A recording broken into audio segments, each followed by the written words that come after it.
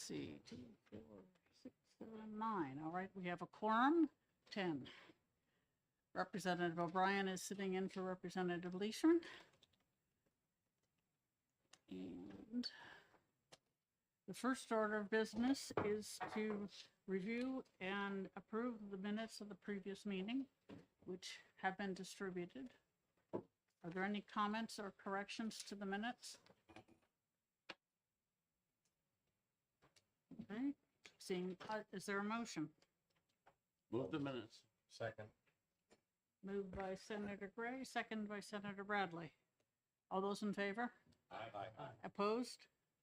All right, thank you.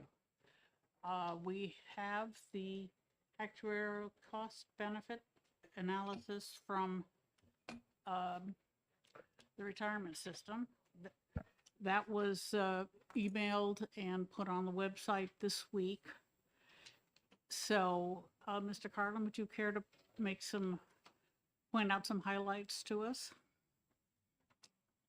I'm getting copies made for those who don't have them on their and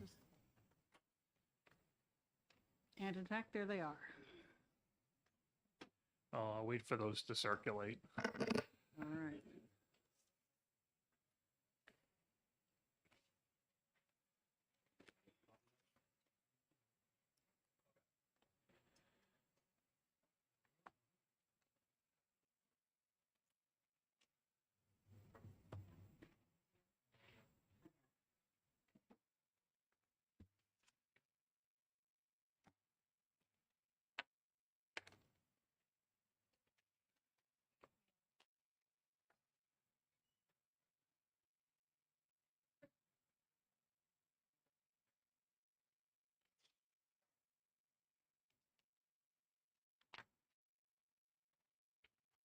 Okay.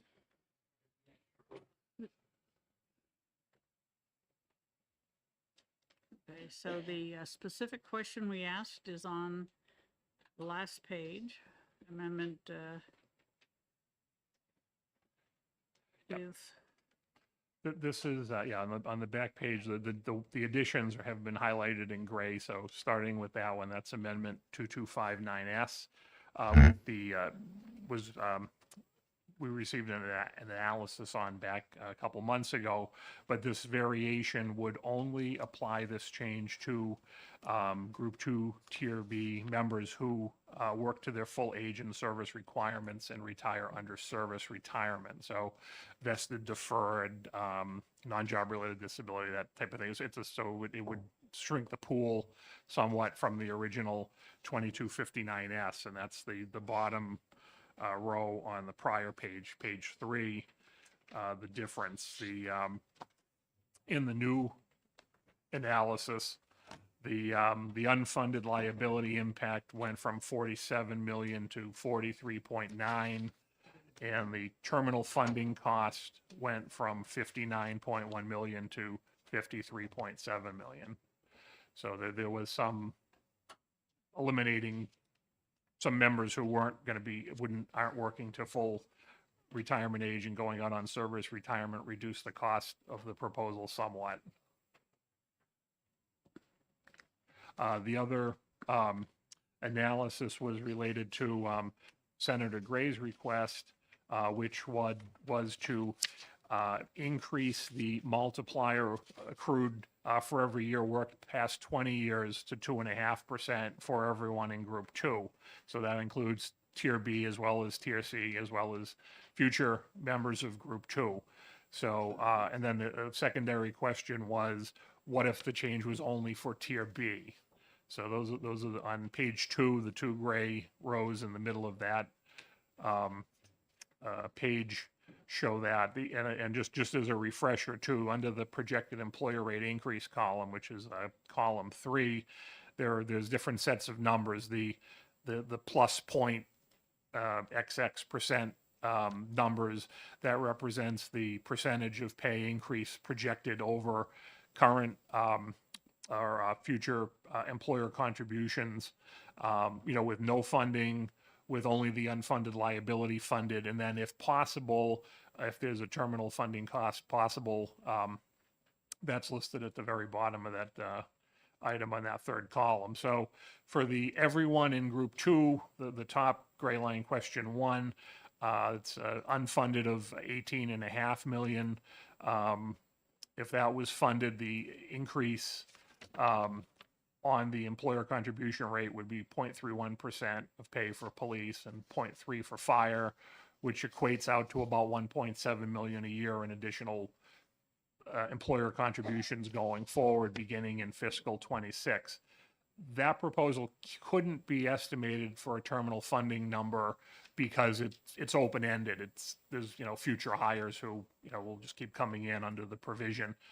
The second question, where it was limited only to tier B, this change, the unfunded was 11.6 million, and because it's a closed group, they could look at a terminal funding number, and that was 16.6 million. Thank you. Other questions? Mr. Carlin? Okay. Thank you very much. Okay, thank you.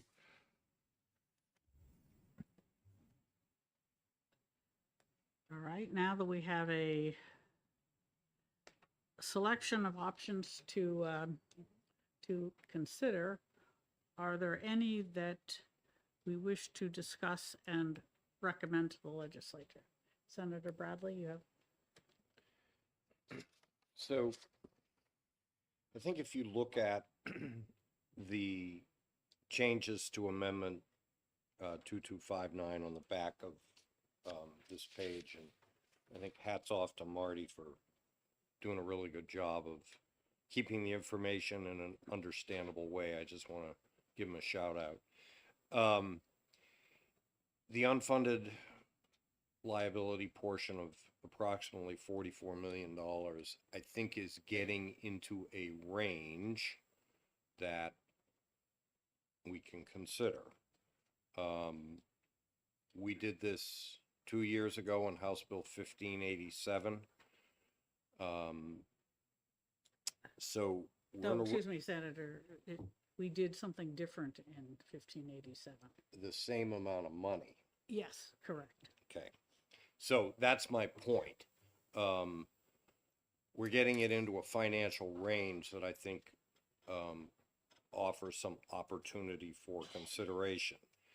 The October numbers are not out yet, but as of, I think, yesterday's summary for revenue, we were about $17 million ahead for October. That may change slightly either way, depending on refunds or monies that came in on the last day of the month. So I think we could pay for it in that range of, but it's still, if you think of where we are in terms of the surplus with the outstanding obligation, and I keep harping on this, the YDC settlement, about 82% of the projected surplus as of now would be used for this purpose. So I think that gives me great caution to say that. So I will just say also, in terms of Senator Gray's proposal, obviously significantly more affordable and has the benefit of actually doing something for retention moving forward. So I like the idea of Senator Gray's proposal a lot too, and I like the fact that it's far more affordable. So I'll stop there. Thank you, Madam Chair. All right, Madam Chair. Senator Susie? I actually have a question for my colleague, Senator Bradley. When you said the 80 million of surplus projected, you're not talking for the whole biennium. You're talking about what was realized so far. I just want to clarify. We are at about $53 million of surplus right now. And so if we were to allocate $43.9 million, that's about 82% of that right now. Of what we have currently, okay. But Yes. you're talking what we have currently, okay. I Right. just wanted to Terminal make sure I funding. was clear. Thank you. Okay. Mr. Campo? Thank you, Madam Chair. As far as 2259, my concern is dividing this middle tier up even further. Would it be possible to take a look at looking at the 2.5% multiplier for those in the first 5 years, and then seeing next session if we could look at the 2.5% for those in the 6 to 10 year range? Next session, we can do whatever we like. There's no way we can control it. So, if you think that if we adopt one of these, if we recommend one of these plans, we should also recommend looking at further action in the next session. That's a perfectly reasonable recommendation, but we can't guarantee that it would happen. Mr. Rill? Thank you, Madam Chair. I echo Mr. Campo's point about further dividing this middle group, and I think it's problematic when you actually look at what the calculations would be. There are members that had 4 years of service prior to the changes in 2011 who had a 2.2 multiplier. This bill here would give them a 2.25 multiplier. While it is an increase, it's an increase of 0.05% in a year, and I would have a hard time advocating for that as the only thing to come out of this commission. I would like to see us get to the full 2.5 for every member in the middle tier. Certainly, if we had a way to pay for that up front, that is ideal. But I would not advocate for for the splitting of the tier B members in this bill. Thank you.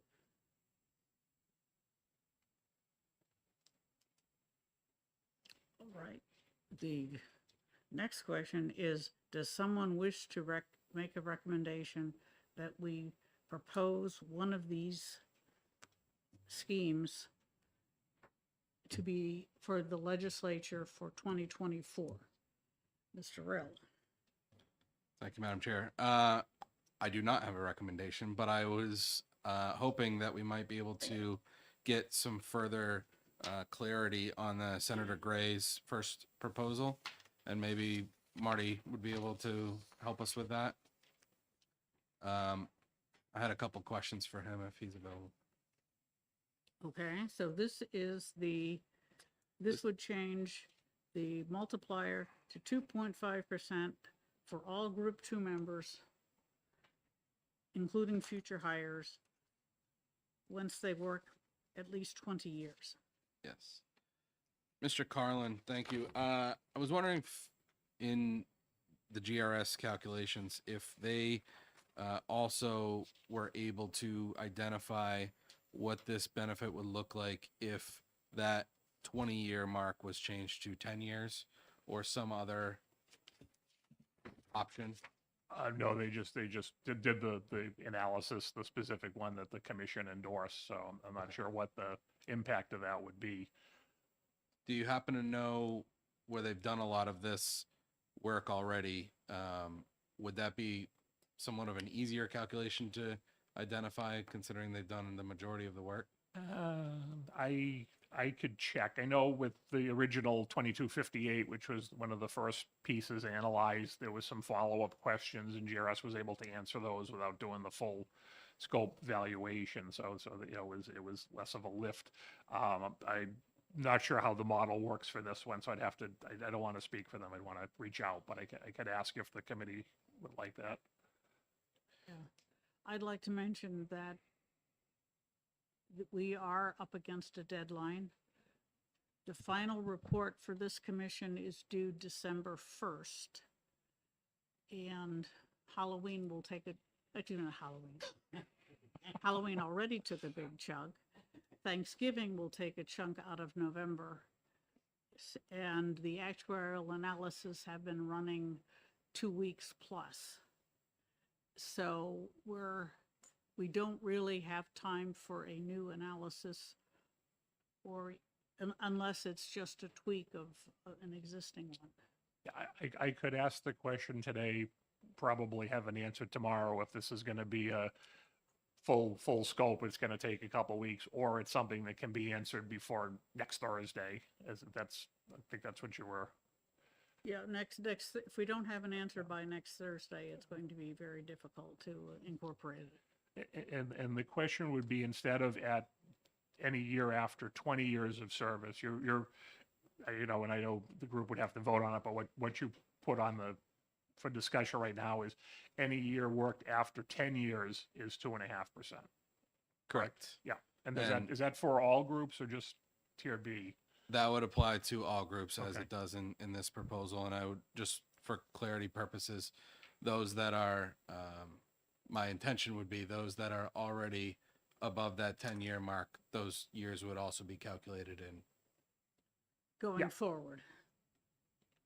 Yeah, it wouldn't be prospective to the date of the law if it changes. It's like, these people aren't retired yet, so we can Right. calculate, you know, somebody's got 12 years. They've already accrued that and didn't know it, you know, yeah. Okay. Senator Bradley? So I would just make a suggestion. If GRS is able to calculate it for 10 years, I think they could probably do it for 15 years too, just so that we are able to compare apples to apples. Okay, Okay. well, I can ask the question, and if it doesn't, you know, require a full valuation and they can turn it around in a week, I'll alert you to let the committee know thank you, Or- because, either way. I'll let you- yes, if it comes in, if it takes 2.5 weeks, we're not going to be able to pay much attention to it. Okay? Senator Gray? Just a point of clarification, are we asking to do that on the proposal that I made or the proposal on page 4? And the proposal you made, I believe. That's just, you know, in, Yeah, Senator Gray, on your proposal, question 1, that was added on 10/31. because I could certainly, in the spirit of compromise, I could certainly support bringing that percentage to 2.5 earlier in their tenure if it applies to Group B, because we've already done something there. It becomes harder for me to support it if I go back and do Tier C also. But, you know, that's, so Okay? again, that's just a nuance in the way I'm looking at this is, you know, I'm looking at trying to help both the Tier B and the Tier C people. And to be able to do that and to keep the cost reasonable, I have to put some limits on it. So, Well, thank you. but we don't know what the cost would be. Correct. Senator Bradley? And that's exactly why I suggested that if it's gonna get run, it should get run for 15 years as well as 10.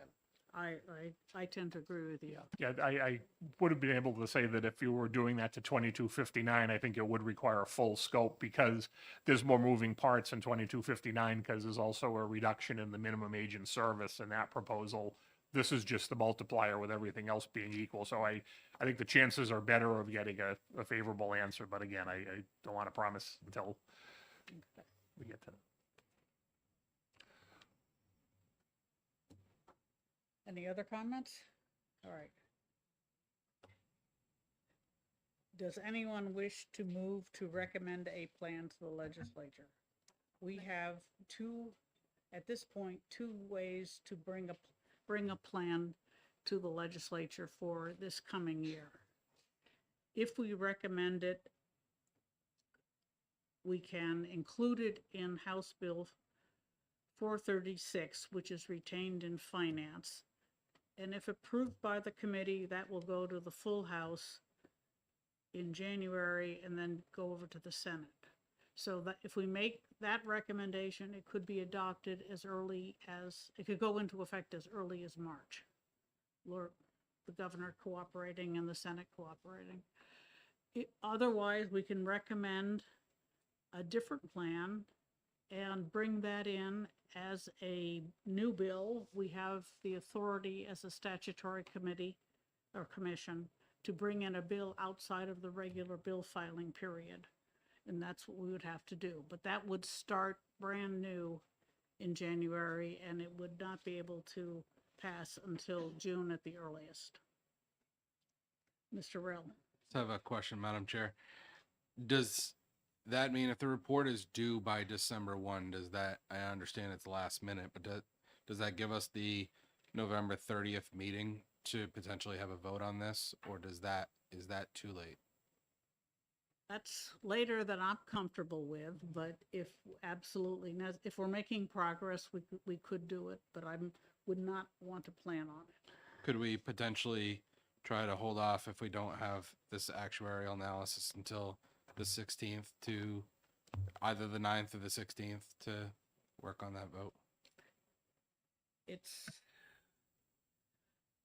up to the commission when they think they would be able to effectively work.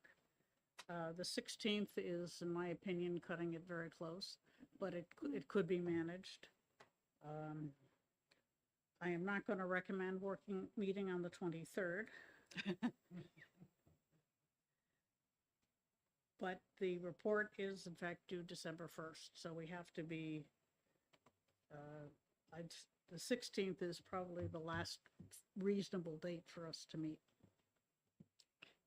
Madam Chair, Yes, may I ask one more Senator. question of Mr. Please. Carlin while he's still here? Please. If I recall, when we originally got the numbers on House Bill 436, the number of tier twos was about 1,830 roughly. And the new number this commission has been working with is 1,731. Could you tell me at what point you cut off to reach the 1,731 and what we can expect if it's declining at Yeah. a similar amount or if it's actually accelerating? Really good question, Senator, and it reminds me, I probably could have done it when I introduced this grid back in, September to do a little more detail. All of the actuarial analysis, including the most recent, is based on the most recent rate setting valuation, which was FY21. That's the 1824 count, okay? Just because we had the fiscal 22 numbers, a year sooner, I put them on the chart. Those are but all of the estimates are based on that 1824 number. I did have, we at NHRS had a conversation with some of the actuaries about that, and this is sort of standard practice for all analysis. So it's it's apples to apples, session over session type of thing. This is how we do this. But it's fair to say that these costs are the sort of the top end.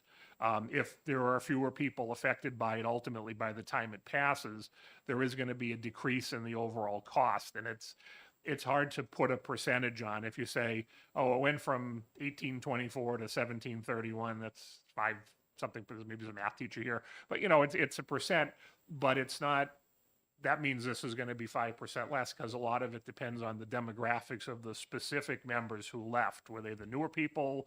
Were they a year away and they threw it in? That all of those things factor into it. So it's hard to sort of extrapolate it, but it is fair to say that these are sort of the top end numbers, and then it could only be less by some degree if there's fewer people by the time something changes.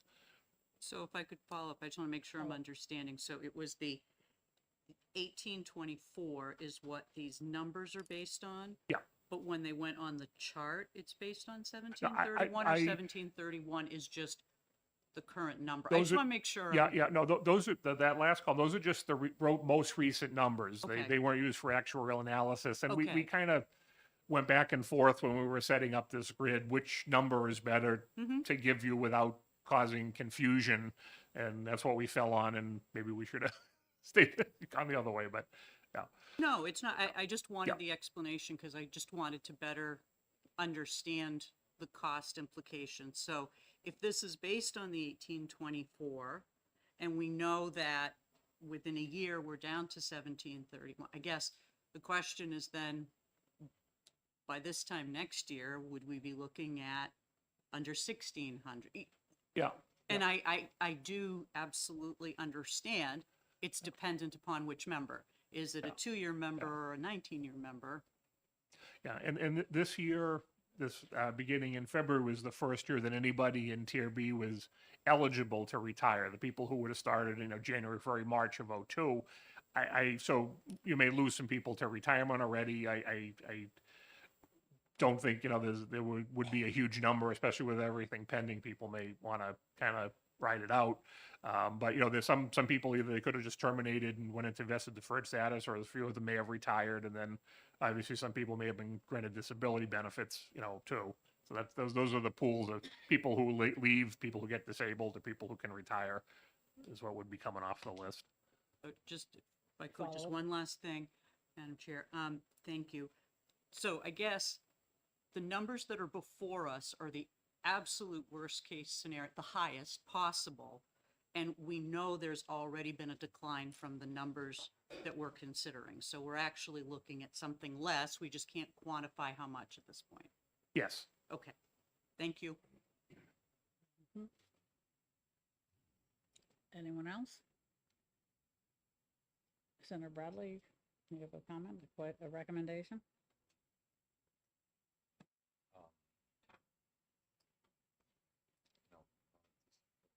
Okay. Anyone else?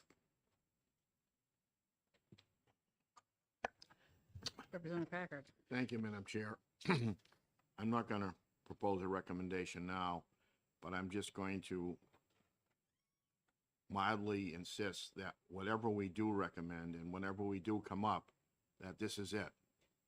Let's fix this thing once and for all and move on. I do not want to have to come back here next year and the year after and the year after, trying to fix this thing again and again and again.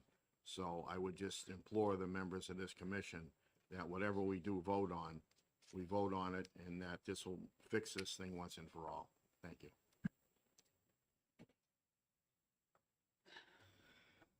Representative O'Brien. Thank you, Madam Chair. I couldn't agree more than what the speaker just said.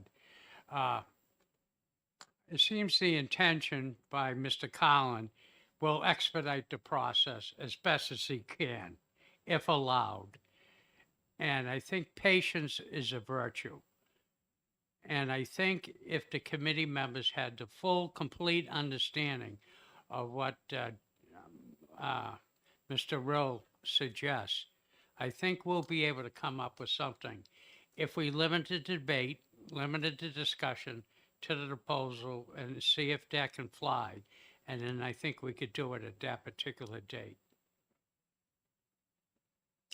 So I would urge, I know you're not pleased, but I hate to delay it too. But again, I have to agree with the speaker. I mean, we've been fixing this for an awful long time. So, Okay. If that is the intention, then we need to know whether we can get those numbers in a reasonable period of time. And we would need to meet at least once more. Yep, okay, everyone understands that? I would just Yes. say, Madam Chair, I'm not available on the 16th, so hopefully the 9th will work. Nor am I, Madam Chair. You're not available on the 16th either, all right, well, And I will be out of state. so, fine, then, Mr. Carlin, your charge is to let me know as soon as possible if there's a chance of getting those numbers in time for a meeting on the 9th. Absolutely. As soon as I get to a keyboard, I'll start typing that email out. Okay, and we will, assuming that happens, we will plan to meet on the 9th. Whether or not we have the numbers, because we've got to come to some final conclusion, and it looks like the 16th is not going to be a useful day. Is that agreeable? Okay. All right, so we'll meet on the 16th. We will have some numbers, we hope. The 9th, sorry. Thank you so much for keeping me on my toes. All right. Is there anything else we need to discuss today? Oh, yes, Senator Gray? Are we going to take any action on any cost of living thing? Certainly, I've put out the proposal that we rewrite the legislation if it's needed to allow the employers of Group 1 and Group 2 to do matching, because when I suggested that, they told me to allow it, it would take Okay. legislation. I don't believe that it is necessary for employers other than the state. I mean, they can do whatever, as far as I know, they can do almost anything that they like as part of a negotiated contract. I see the Association of Counties agrees with me. Thank you, Ms. Stacy. So it's only for state workers. Okay. So what would you propose that? Senator? Again, as a way to allow both Group 1 and Group 2 people to be able to utilize that and have a state match, that I would like to see, out of this commission, that a recommendation that legislation be brought forward that would allow that to be negotiated with the unions, and then the appropriate recommendation for people who are not in the union to get the same benefit as those people in similar circumstances. I'll second that. Okay, thank you, Mr. Rill. Question for Senator Gray, if he's willing. Are you proposing that everyone in the retirement system would get a state match to their 457, whether they're state employees or not? What I'm saying, originally, when I investigated this, I believe that the answer came back and that said that they needed legislation to allow it. Okay, the chair has said that, and the county society hasn't agreed with that. That it would only be the state employees that I would need to be able to do that with. But again, it would be a negotiated benefit. So if you're representing the firefighters or the police or the state police or whatever, that would be a negotiated benefit along with your salary that you negotiate. And that would come through a different financial structure than the retirement system, and therefore that would be the negotiated cost. So anyone who I respectfully withdraw my second. I was outside the retirement system. I just heard that. I'm sorry. I didn't understand that first. So Madam I'm Chair. not in favor of that. Yes, Mr. Rill. If I could just speak to that, I'm fearful here that we're getting into a place where we're, as a commission, trying to establish a benefit that's not truly a benefit. It already exists. Multiple people have testified to the fact that this is already being negotiated now.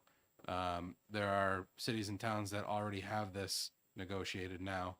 If we're talking about doing it for the state, doing it a matching for the state employees, then that's different, or it's part of the same conversation, but it's not. It doesn't sound like that's what's being proposed at the moment. Senator, may I reword your motion to say that we recommend all employees negotiate a benefit outside of the retirement system matched by their employer to fund COLAs, and that we submit legislation that would authorize that to be done for state employees. We recommend the same thing for all workers, but only the state employees need specific legislation to authorize it. Does that meet your intent? Per what you said, Madam Chair, that is what I would propose. And I'll second it as that point. Is any other discussion on Yes, this ma'am. issue? Mr. Fuller and then Mr. Martinez. Oh, you- Yes, well, at the same time, I know it's related to this, but earlier I had proposed actually a traditional COLA that's actually funded by the retirement system. So I understand that's not part of the motion, but just as, I mean, that's something where I would like to see us more go in that direction instead of it being indirect, then it's not, it's a much more equitable system instead of just have it being individually done by cities and towns. That way some gets a benefit and some doesn't get the benefit. It's much more clean that way, in my opinion. All right. Mr. Martinez? I will echo that. I think that a COLA within the retirement system is a lot clearer, easier to manage and work. Because we already can do anything outside. So here we're talking about New Hampshire retirement system. We did have a COLA account that we closed 1983. We moved the total probably $600 million out of it. So we should return to what was always meant to be, a defined benefit COLA in the retirement system. Workers have been paying 2% extra since 2011. Maybe we can assign 1% of that to fund a COLA. It would be a slight dial down on the payment of the unfunded liability, but it would be something that we can start to propose this for the future. I know we cannot fix everything here today, but we can have ideas and explore that. I think the COLA to the retirement system, in summary, is the best way to go. We Thank you. always, as we had it. Thank you. All right. Any other, Ms. Stacy? Yes, so thank you, Madam Chair. So I can tell you that we're going to oppose that. I think we need to be very cautious of what we're doing. I know that in the past, a couple of years ago, we did do a COLA and the state funded it. When you're looking at COLAs, you're looking at the employer having to come up with that money, unless you're saying you're going to be using what's already the employee's doing. But you cannot continue to put the onus on the employers to come up with these COLAs. I mean, I've been in the system for 30 years. I wasn't told I'm going to get COLAs when I retire. That wasn't one of the bargains. It was a defined benefit, which is based upon what I put in and is matched. Thank you. Madam Chair, Yes, Mr. Martinez. thank you. A COLA benefit is not a luxury. It's in the same line of payments, benefit, raises, inflation adjustment. That's what a COLA is. It's not something out of the planet that we say, oh, we can afford to do this. We have to find ways to afford it because, that's a person works for an employer. That's how we get paid. We never intended to have a benefit that washes away with inflation. Otherwise, you retire, and if you live long, you're going to have zero in the end. That was never the plan. It was never the way it worked. We always had the COLA benefit, so it's not something extraordinary. You have to remember we had that all the way to 2011 when it was removed from the legislature. So we do have that. It's not extraordinary. It's a normal and part of the retirement system. Thank you. Okay. Representative O'Brien? Thank you, Madam Chair. In case some of you do know or don't know, the other hat or helmet that I wear is I'm also on the Board of Aldermen for the city of Nashua. And I can speak wholly for what Nashua has gone through. Because of changes in the state pension system has increased the city's budget $2 million. And to me, the thing that needs to get fixed was the previous item that was discussed. That in itself could have some cost savings to the municipalities because that $2 million equal 1% of the Nashua tax rate. Okay. Now, the state has always had COLAs, okay, as far as, being a member of the NHRS. They were given out from time to time. I think it's something that needs to be discussed, but to try to combine it into this committee into one thing. I think we're getting towards the end with the December 1st deadline. And I think we would be best to focus on fixing the problem because it does revert back to the local taxpayers if we can get this item fixed.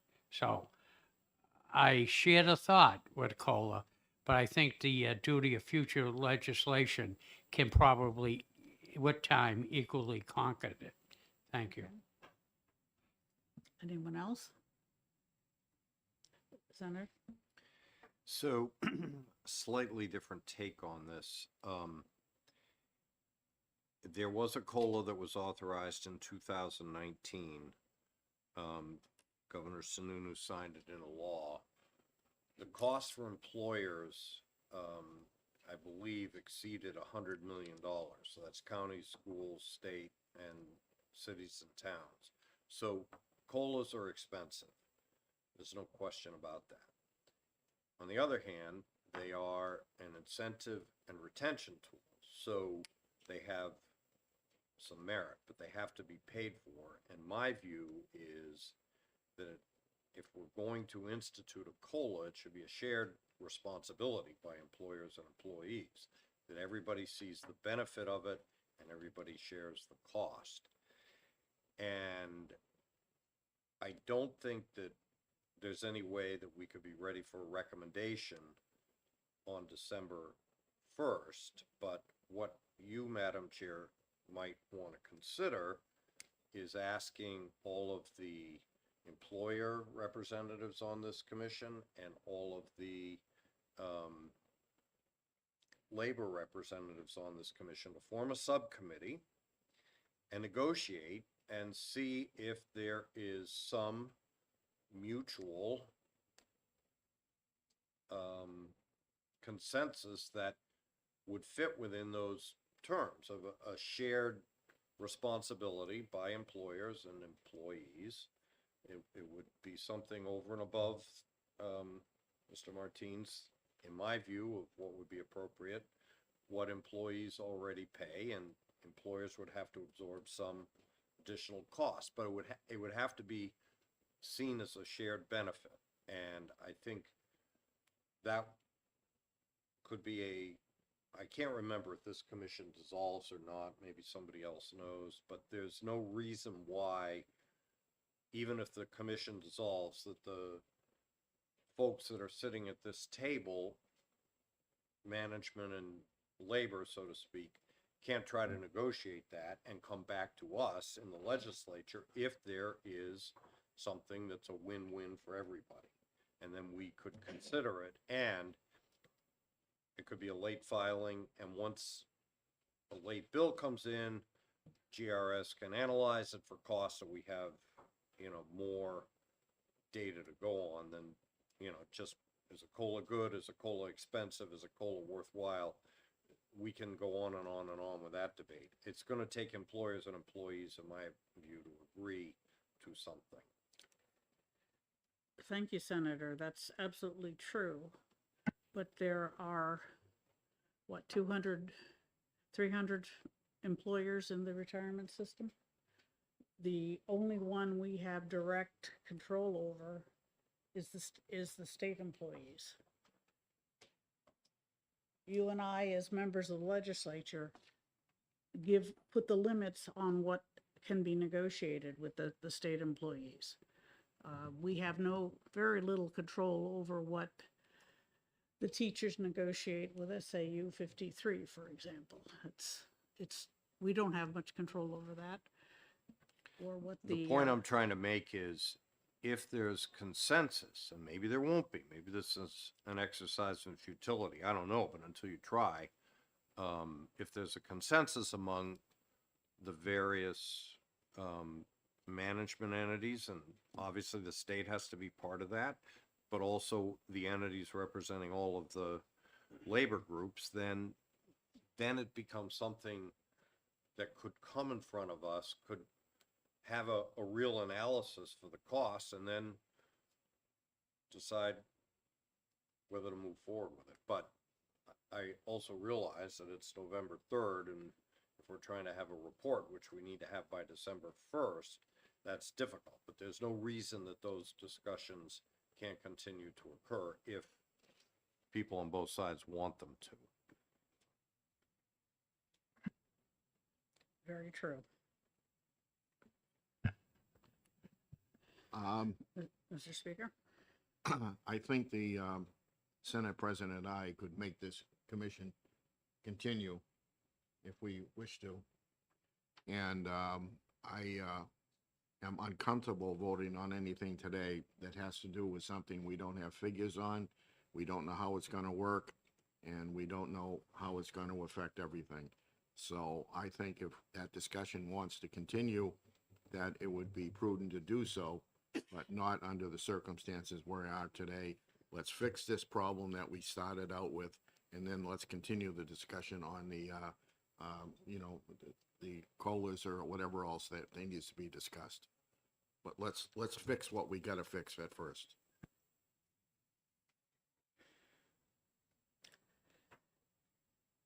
Well, Senator Gray, that sounds like you and I are the only ones in favor of your proposal. Madam Chair, certainly the proposal that I made would not exclude any COLA thing that you were doing.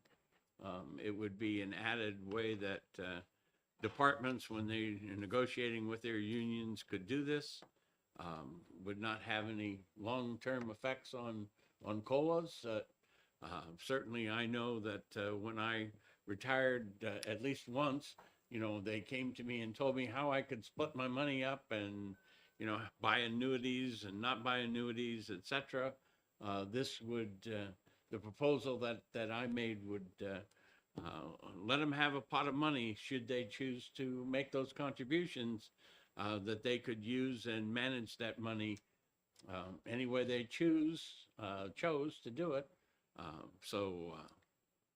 I would like to see an up or down vote on it, and Fine. and Okay. then at least I can tell them I tried. Okay, so there's a motion that the commission recommend that all employees and employers fund a negotiated way to provide cost of living increases, and that we submit legislation to allow that to happen with the state as the employer. Correct? It's a point of inquiry. Yes. Would that be through the New Hampshire retirement system, the payments and No. disbursement? No, probably not. It would have to be negotiated one way or the other, but it would be between each employer and each employee group. Senator? Question, Madam Chair. I'm just trying to understand. So are you saying this would be a mandatory subject of bargaining? I mean, I don't know that the proposal, I don't know that I personally feel comfortable enough to vote on the proposal without more precise language before us, because I think we Senator? could be going afield of what is, I think, good intent, but just,